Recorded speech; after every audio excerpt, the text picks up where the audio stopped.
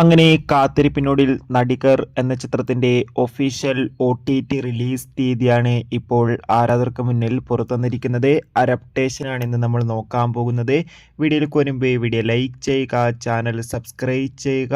ഈ വരുന്ന ഓഗസ്റ്റ് മാസം അങ്ങോട്ട് ധാരാളം ചിത്രങ്ങൾ OTT റിലീസ് ചെയ്യും.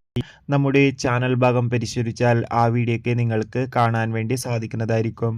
ടൊവിനോ തോമസ്, ഭാവന, ബാലു വർഗീസ്, സൗബിൻ എന്നൊക്കെ പ്രധാന കഥാപാത്രങ്ങളായെത്തിയ ചിത്രമായിരുന്നു നടികർ. ചിത്രത്തിന് അത്യാവശ്യം ഒരു വിജയം സ്വന്തമാക്കാൻ വേണ്ടി സാധിച്ചിട്ടുണ്ടായിരുന്നു. അതുകൊണ്ട് തന്നെ എല്ലാ സിനിമാ പ്രേമികളും ഒരേപോലെ ചിത്രത്തിന്റെ OTT റിലീസിനായി കാത്തിരിക്കുകയായിരുന്നു.